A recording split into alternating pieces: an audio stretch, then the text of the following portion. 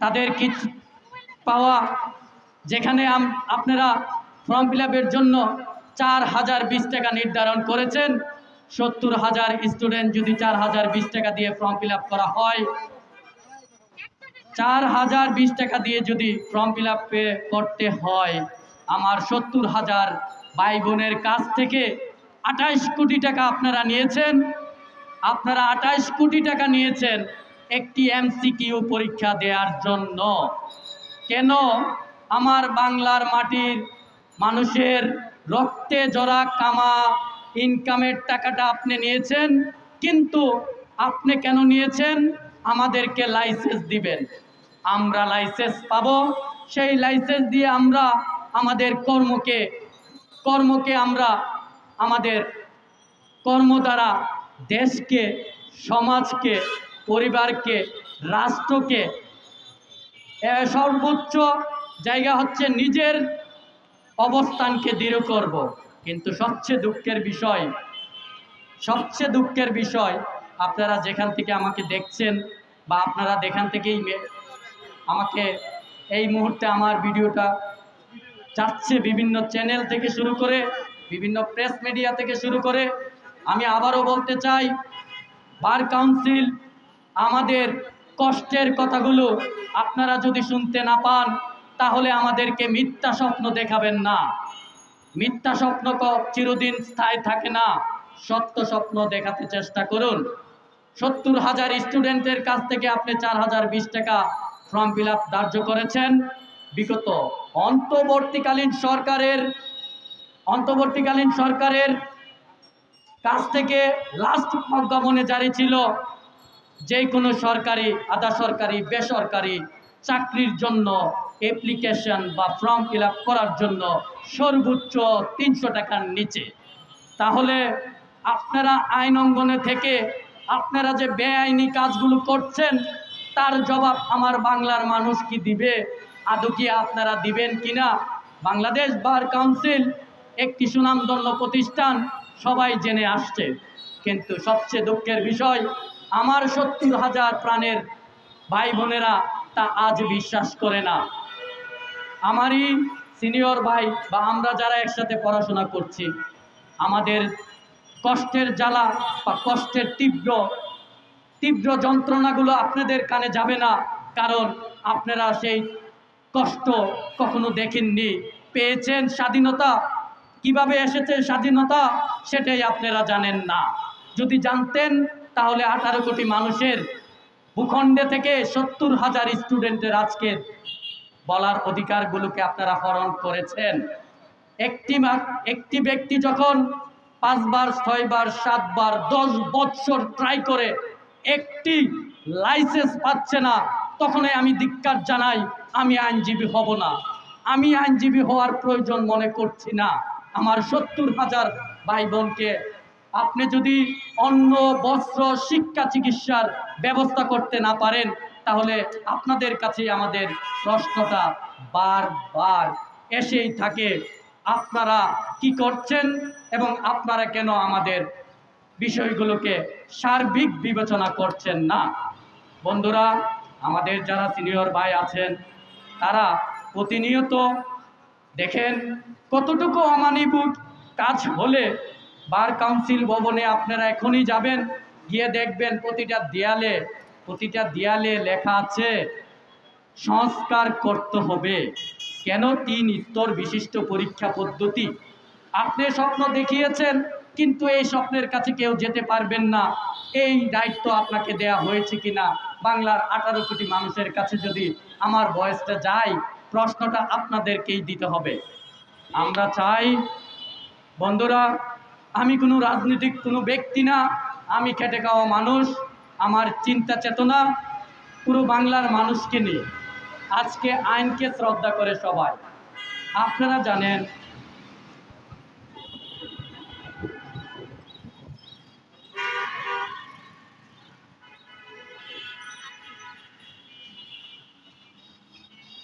আমার এই লাইভটা এখান থেকে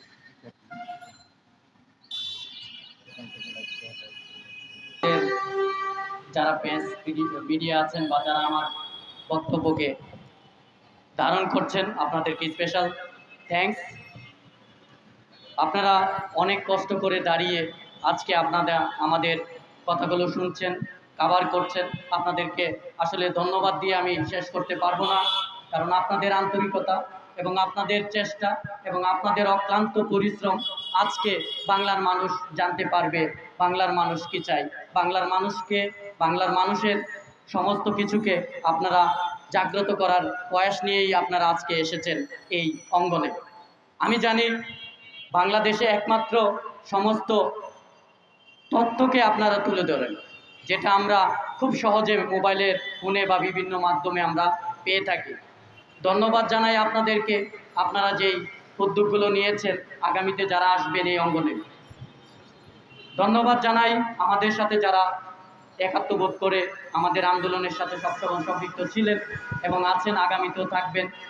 আপনারা জানেন আমাদেরকে গত 1 বছর ধরেই বাংলাদেশ বার কাউন্সিল বিভিন্নভাবে আশ্বাস দিচ্ছেন, কিন্তু কোনো আশ্বাসকেই তারা তোয়াক্কা করছে না। বাংলাদেশ বার কাউন্সিল প্রতিষ্ঠা লগ্ন থেকে আজ পর্যন্ত যতগুলো আইন সংস্কার করেছে, শুধু তাদের নিজস্ব আইনকে সংস্কার করেছে। বাংলাদেশের খেটে খাওয়া মানুষের ক্ষেত্রে কখনোই তারা সেই বিষয়টাকে আমলে নেয়নি। তাদের কথায় আমি যেটা দেখতে পাই, আমরা প্রেস ক্লাবে এসে বিভিন্ন সময় বিভিন্নভাবেই আমরা চেষ্টা করেছি আমাদের বক্তব্যকে স্পষ্ট করার জন্য। আমরা বিভিন্ন চ্যানেল বা বিভিন্ন পত্রিকা বা বিভিন্ন জায়গাতে, কিন্তু সবচেয়ে দুঃখের বিষয় 70,000 মানুষ বা 70,000 মানুষের যে প্রাণের দাবি, তারা প্রত্যেকটা জায়গা থেকে সোচ্চার হয়েছে। দেখেন, তারা 25 তারিখে ডেডলাইন দিয়েছে পরীক্ষা নেবে, অথচ 30 থেকে 35,000 স্টুডেন্ট এখনো ফর্ম ফিল আপ করতে পারেনি। রাজশাহী এবং জগন্নাথ বিশ্ববিদ্যালয়ের আইন অনুষদের যারা ছিলেন তারা প্রতিবাদ করেছে 300 টাকায় ফর্ম ফিল আপ করতে হবে। তাদের এই কথাটুকু পর্যন্ত আমলে আনেনি। একটা স্টুডেন্ট যখন আন্দোলন করে 4,020 টাকা, 4,020 টাকা একটা স্টুডেন্ট একটা ফর্ম ফিল আপ করার জন্য, সেই সাধ্যটুকু আছে কিনা বাংলার মানুষের সেটা আমার জানা নেই। যদি থাকে সেটা হতে পারে, কিন্তু খেটে খাওয়া মানুষ বা যে কৃষক তার সন্তানকে আজকে এই আইন পেশায় নিয়ে এসেছেন, তার দ্বারা কি সেটা সম্ভব কিনা সেটা আপনারা দেখা বিবেচনা করা দরকার ছিল। আমাদের সাথে সিনিয়র ভাই শাহিন ভাই আছেন, আমাদের সাথে আনোয়ার ভাই আছেন। আমরা সবসময় চেষ্টা করেছি আমাদের বক্তব্যকে স্পষ্ট করার জন্য, এবং প্রত্যেকটা মুহূর্তে দীর্ঘ 1 বছর পয়লা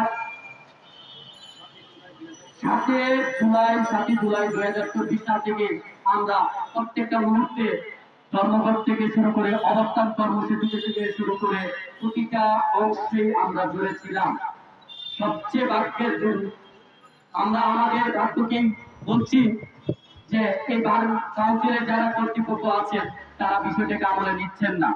আমরা অন্তর্বর্তীকালীন সরকারের বিভিন্ন জায়গায় আমরা আমাদের বিষয়গুলোকে উপস্থাপনা করার চেষ্টা করেছি। গত 15 তারিখ প্রধান উপদেষ্টা বরাবর আমাদের প্রেস ডকুমেন্ট দিয়েছে। জানি না সেই বিষয়টা কি কর্তৃপক্ষের নজরে এসেছে কিনা। আমরা চেয়েছিলাম বাঁচতে, আমাদেরকে বাঁচতে দিচ্ছে না, কারণ আমাদের 70,000 স্টুডেন্ট আজ দুঃখে দুঃখে মরছে তাদের একটা লাইসেন্সের জন্য।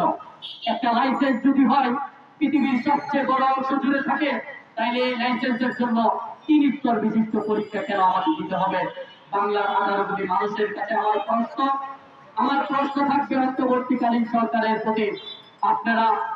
আপনারা দায়িত্ব নিয়েছেন দেশকে সংস্কার করার জন্য, কিন্তু বাংলাদেশ বার কাউন্সিল প্রতিনিয়ত দুর্নীতি করছে। দুর্নীতির ইতিহাসগুলো আপনারা দেখেন, যদি দেখতে না পান তাহলে 3,000 কোটি টাকার বিল্ডিংটাকে একবার সবার সামনে হাজির করান, তাহলে বুঝতে পারবেন সেখানে কি হচ্ছে। বাংলাদেশ, এই বাংলাদেশ, যে বাংলাদেশের মানুষের কথা কেউ শুনে না, আজও শুনে নাই, আগামীতে শুনবে কিনা আমি জানি না। আমার বক্তব্য যদি সাধারণ 18 কোটি মানুষের কাছে যায়, আপনারা প্রশ্ন করবেন এই দেশে আমরা কি সুখে আছি কিনা।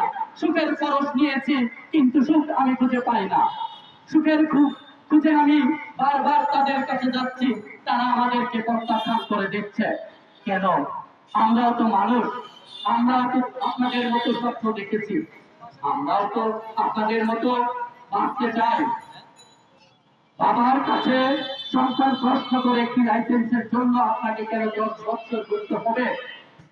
তখনই প্রশ্ন জাগে, স্বামী যখন তার ওয়াইফের কাছে, স্ত্রীর কাছে প্রশ্ন বিদ্ধ হয়, তুমি আর কতদিন আইন অঙ্গনে ঘুরবে একটি লাইসেন্সের জন্য?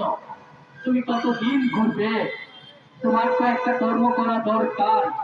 যে মানুষটার চোখ থেকে জল পড়তে পড়তে অন্ধ অবস্থায় আছে, যে মানুষটা তার ওয়াইফকে সেবা করে এসে আজকে আমার সামনে দাঁড়িয়ে, আমার আশেপাশে দাঁড়িয়ে আমার একটা ভিডিও ধারণ করছে, বন্ধুরা সবচেয়ে কষ্ট লাগে সেই জায়গায়। আপনার একটা লাইসেন্সে যদি একটি মানুষের স্বপ্ন যাবে, তাহলে আপনি লাইসেন্স কেন দিবেন না? আমরা দৃঢ় চিত্তে বলতে চাই, আর কখনো 3 স্তর বিশিষ্ট পরীক্ষা হবে না বাংলার মাটিতে। এই বাংলার মাটিতে 3 স্তর বিশিষ্ট পরীক্ষা হলে আমি তাহলে মোহাম্মদ আল জাকির ভুইয়া আইন অঙ্গনে কখনো চেষ্টা করব না, আইনজীবী হব। আপনাদেরকে বলতে চাই, আপনারা সংস্কারকে সম্মান করুন, আপনাদের সম্মান চলে আসবে আপনাদের কাছে। আমরা যারা একাডেমিক সার্টিফিকেট জমা দিয়েছি, আমাদেরকে সার্টিফিকেট দেওয়ার জন্য আপনারা প্রস্তুত থাকুন। আমার বাংলার মাটির মানুষের, খেটে খাওয়া মানুষকে বলছি, আর আমাদের ঘরে থাকার সময় নেই। আমার 3 মুঠো ভাতের, অন্যের বস্ত্র, বাসস্থান, শিক্ষা, চিকিৎসাকে যদি আমি নিশ্চিত করতে না পারি, তখনই আমার প্রশ্ন হয়, আমার বাংলার যুবকটা কেন দেশ ছেড়ে বিদেশ যাবে? আমার বাংলার মানুষ কেন দেশে কোনো কর্ম পাবে না? আমার দেশ স্বাধীন হয়েছে, কর্ম আমাকেই নিশ্চিত করতে হবে। হাজার কোটি টাকার অর্গানাইজেশন করছেন তাদের টাকায়, আজকে কৃষকের টাকায়, আজকে দিন মজুরের টাকায়, আজকে আমাদের ট্যাক্সের টাকায় দেশ গড়েছে। দেশ আমার, আপনার, সকলে। দেশ কারো একার নয়। বন্ধুরা, আমরা সব সময় চাই আপনাদের ভালোবাসা, আমরা চাই আপনাদেরকে ভালোবাসতে, কিন্তু আপনারা ভালোবাসার জায়গাগুলোকে বারবার আমাদেরকে প্রত্যাখ্যান করে দিচ্ছেন। আমরা চাই আপনাদের ভালোবাসা, আমরা চাই, আপনারা জানেন এই আন্দোলন করতে করতে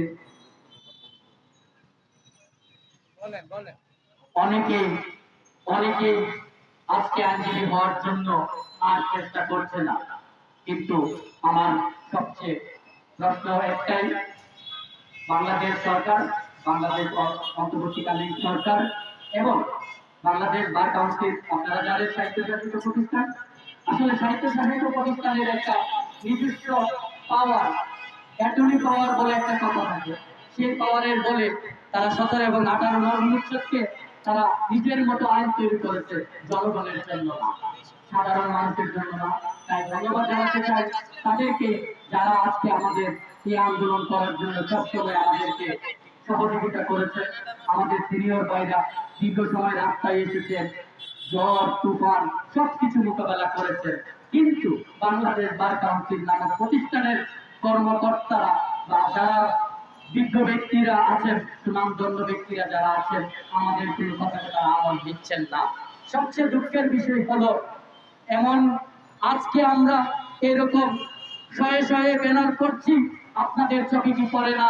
আপনারা কি কালো চশমা পরে আছেন কিনা? না আমার মাথার চশমাটাই আপনাদেরকে দিয়ে দিব কিনা জানি না।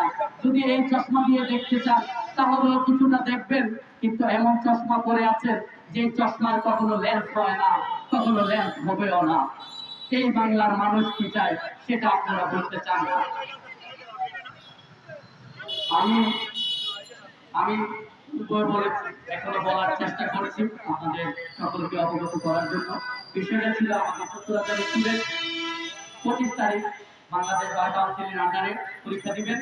পরীক্ষা দেওয়ার জন্য সারা বাংলাদেশ থেকে স্টুডেন্টরা ঢাকায় প্রবেশ করবে। এবং আপনাদেরকে আমি বলতে চাই, আপনারা চিন্তা করুন, 25 তারিখ আপনারা পরীক্ষাও দিবেন, পরীক্ষা দিয়ে আপনাদের কি পরিকল্পনা আছে, সেই পরিকল্পনা 70,000 স্টুডেন্টদেরকে কনফার্মেশন দিবেন। এবং তারই ধারাবাহিকতায় আমরা কন্টিনিউ আমাদের আন্দোলন চলমান থাকবে। আমরা যে কোনো অবস্থায় যে কোনো মুহূর্তে আমরা আন্দোলন নিয়েই অবস্থান করছি, করব দৃঢ়চিত্ত। আপনারা যারা ৭০,০০০ স্টুডেন্ট বা ৪০,০০০ যারা স্টুডেন্ট ফর্ম ফিল আপ করেছেন, ঢাকায় প্রবেশ করবেন, আপনারা আমাদেরকে প্রেস ক্লাবে এসে দেখে যাবেন। ওই দিনে আমরা প্রেস ক্লাবে থাকবো, একটু দেখে যাবেন। আমার আমার কথাতে যদি কোনো যুক্তি থাকে সেই যুক্তিটাকে ঘটিয়ে যাবেন। আপনাদের পায়ে হাত জোর করে বলছি আমার ৭০,০০০ স্টুডেন্টকে, ভুলে যেও না যে বাবাটা কষ্ট করে তোমাকে ৪,০২০ টাকা দিয়েছে। তুমি ভুলে যেও না তোমার কষ্টের টাকায় তুমি ফর্ম ফিল আপ করেছো। আমি চাই তোমরা ৪০,০০০ প্রাণের ভাই বোন তোমরা যেন ৪০,০০০ লাইসেন্স নিয়ে ঘরে ঢুকতে পারো। কারণ লাইসেন্স তোমার অধিকার, লাইসেন্স তোমার কাউকে দায়িত্ব দেওয়া হয়নি আমার মেধা যাচাই করার জন্য। মেধা যদি যাচাই করতে হয় লাইসেন্স দিয়ে, আপনি আমাকে মেধা যাচাই করুন। আমি কি আইন পেশায় থাকবো কি থাকবো না, আপনার লাইসেন্স দিয়ে আমাকে যাচাই করুন। আমি দেখিয়ে দেব আমার ৭০,০০০ ৪০,০০০ স্টুডেন্ট প্রতি বছর বাংলাদেশ গভর্নমেন্টের সর্বোচ্চ জায়গাতে, রেমিটেন্স থেকে শুরু করে সর্বোচ্চ জায়গাতে স্থান করে নিবে এই বাংলার ৭০,০০০ স্টুডেন্ট যারা বাংলাদেশে আগামী দিনে বাংলাদেশের যারা আইনজীবী হবে। আজকে যদি ৭০,০০০ স্টুডেন্ট বলে যে ১,০০০ টাকা করে দিবে, কত টাকা হবে সেটা আপনারা জানা। যেখানে ৭০,০০০ স্টুডেন্ট ৪,০২০ টাকা দিয়েছে, ২৮ কোটি টাকা আপনাদের ফান্ডে গিয়েছে। আমি জানতে চাই ২৮ কোটি টাকা যদি পরীক্ষার জন্য ১ ঘন্টা পরীক্ষা নেওয়ার জন্য ব্যয় হয়, তাহলে ২৮ মিলিয়ন টাকা লাগে বাংলাদেশে প্রতি মিনিটে। সেই টাকার সংস্থা কোথায় থেকে আসছে? এই বাংলার মানুষ কখনো বুঝতে চায় নাই, বুঝেও নাই। বুঝেছে কিন্তু স্বাধীন হয়েছে দেশ, স্বাধীনতার মর্ম আমরা বুঝি, কিন্তু স্বাধীনতা কি সেটা আমরা সবসময় মানি, কিন্তু আমরা কখনো কর্ম করতে চাই না। আমার আমার দৃঢ় প্রতিজ্ঞা এবং দৃঢ় সংকল্প, আমি যদি আমি একটা ব্যক্তিকে অন্য বস্ত্রের দায়িত্ব নিতে পারি, বার কাউন্সিল নামক প্রতিষ্ঠানকে আমার ৭০,০০০ স্টুডেন্টের দায়িত্ব নিতে পারবেন কিনা? অবশ্যই পারবেন যদি তারা সেই বিষয়টাকে নজরে আনে। এবং আমি আমার বক্তব্যকে এখানে সমাপ্ত করতে চাচ্ছি। পরবর্তীতে যদি সময় হয় আপনাদের সামনে এসে বক্তব্য রাখার চেষ্টা করব। আমাদের সাথে সিনিয়র ভাই যিনি শাহিন ভাই আছেন।